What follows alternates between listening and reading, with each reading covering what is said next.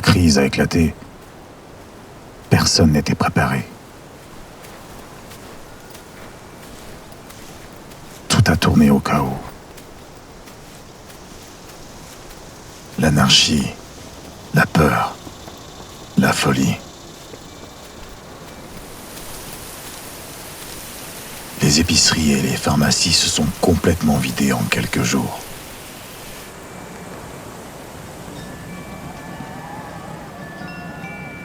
Même avec des centaines de millions de morts par l'impact initial de la catastrophe, les chiffres n'ont fait qu'augmenter chaque jour. Mère Nature semblait être la seule à s'adapter quelque peu au changement du monde. Les plantes, les arbres et une variété d'insectes ont survécu, mais semblaient devenir dangereux et toxiques. Les rivières se sont empoisonnées et tous les animaux ont commencé à mourir.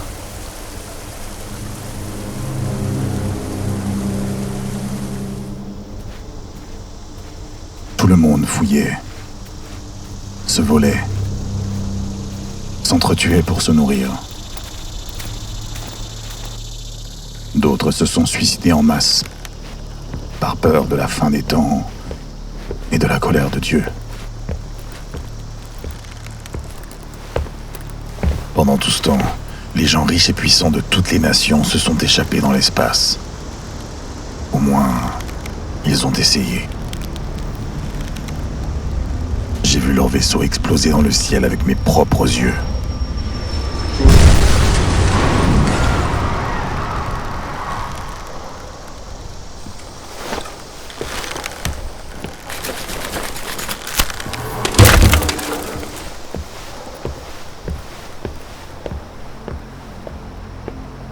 Comme tout le monde au début de la crise, ma famille cherchait un lieu sécuritaire.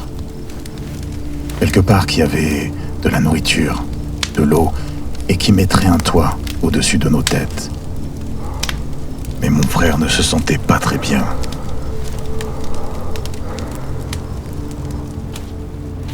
Au bout d'un moment, il pouvait à peine marcher. Mon père a suggéré d'aller chercher des médicaments à la clinique locale. Lui et ma mère sont allés voir et m'ont laissé avec mon frère dans les bois. 2 jours plus tard, ma mère est revenue seule avec les médicaments nécessaires.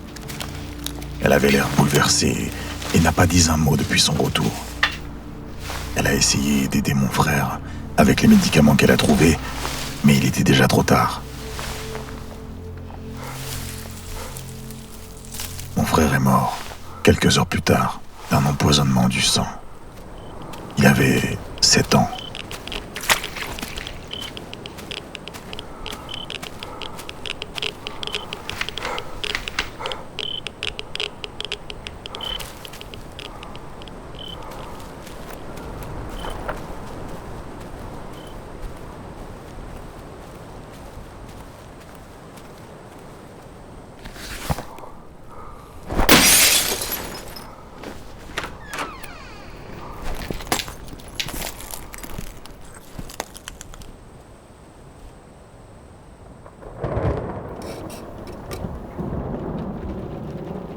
Elle ne m'a jamais dit ce qui était arrivé à mon père. Est-il aussi tombé malade? S'est-il fait tirer dessus? Ou ont-ils fini par se séparer dans tout le chaos? Quoi qu'il se soit passé, elle ne pouvait pas supporter de me dire la vérité.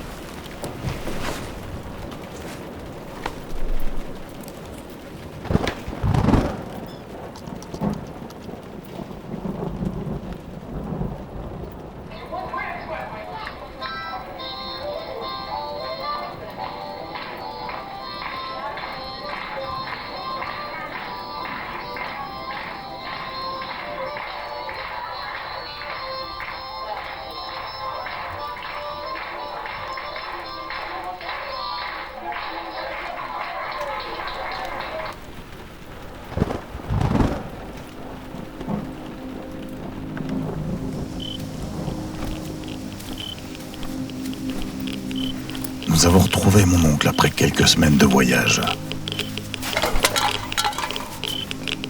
C'était l'un de ces types de survivalistes.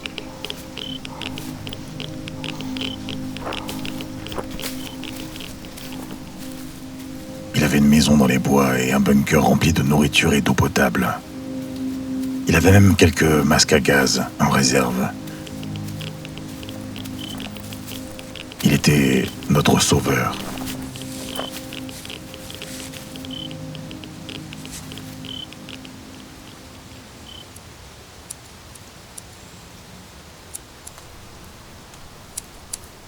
Un mois plus tard, mon oncle a eu un accord qui a mal tourné avec une tribu, se faisant appeler la colère de la nature.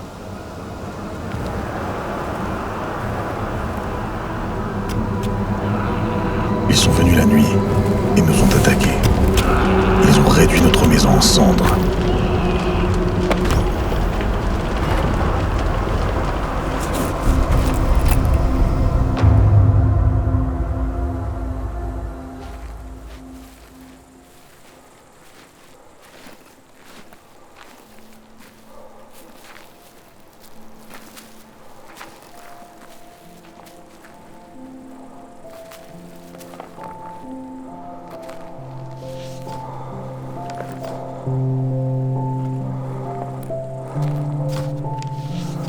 Ma mère a toujours aimé l'océan. L'immensité de tout cela. Elle me racontait toujours des histoires de trésors, de pirates et de sirènes.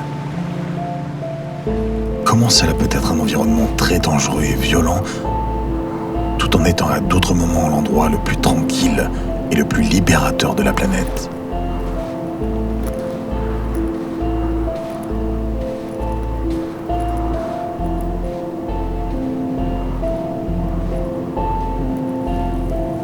Elle a recommencé à en parler peu de temps après que nous ayons quitté la maison de mon oncle. Elle disait que nous pouvions prendre un bateau et naviguer sur les mers où nous serions loin de tous nos soucis.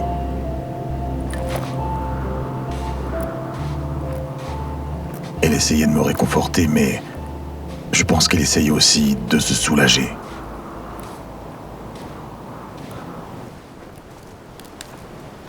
Nous étions un jour dans un grand champ, moi et ma mère. Nous étions en route vers une ville voisine pour chercher de la nourriture pendant que mon oncle essayait de réparer une voiture. C'est alors que les premières pluies acides sont tombées. Cela n'a commencé qu'avec de petites gouttelettes, méconnaissables de la vraie chose. Mais ensuite, ça a commencé à reprendre. Chaque goutte piquerait, bien assez tôt elle brûlerait. Sans couverture en vue, l'eau fétide collait sur le côté de mon visage et me brûlait la peau. Ma mère s'est précipitée vers moi et m'a complètement couverte en utilisant son propre corps. Elle a crié de douleur et n'a pas lâché prise. Pas avant son tout dernier souffle.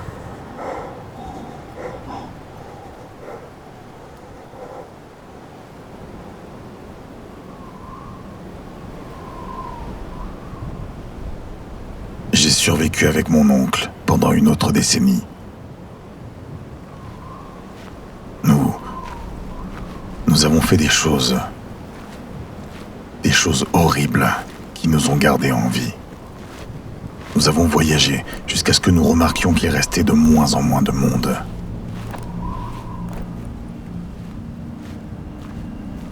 Au point de ne plus croiser personne du tout. Mon oncle a fini par tomber malade, probablement à cause de cancer qui se développait en lui. Sans soins médicaux en vue, il a souffert et est mort, comme tout le monde avant lui.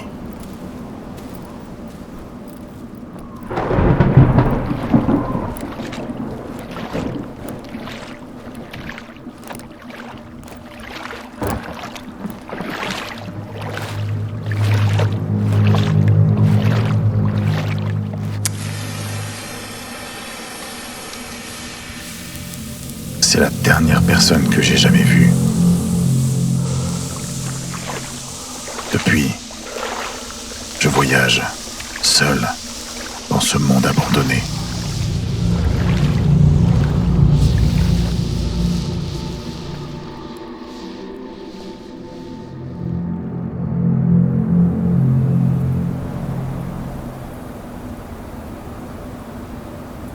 Il n'y a pas de miracle qui m'attend à la fin de mon voyage. Seule la mort m'attend.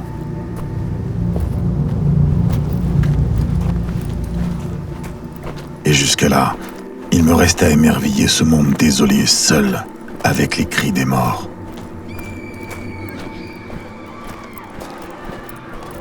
Des cris que j'entends encore à ce jour.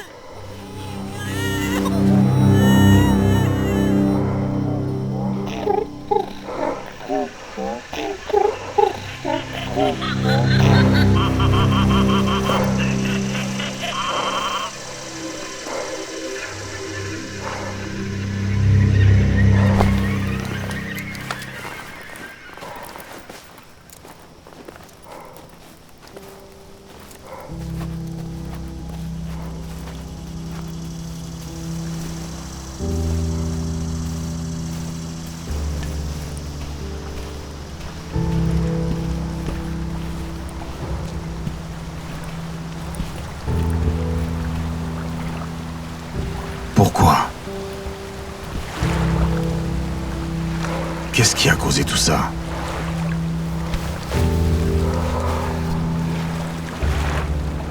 Au bout du compte, est-ce important?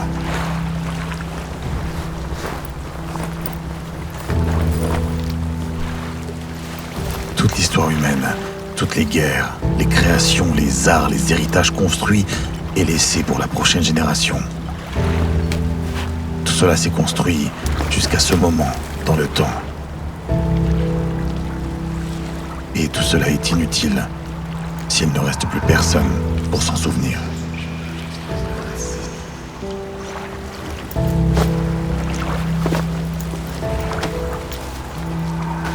Il n'y a aucun espoir. Aucun espoir pour l'avenir.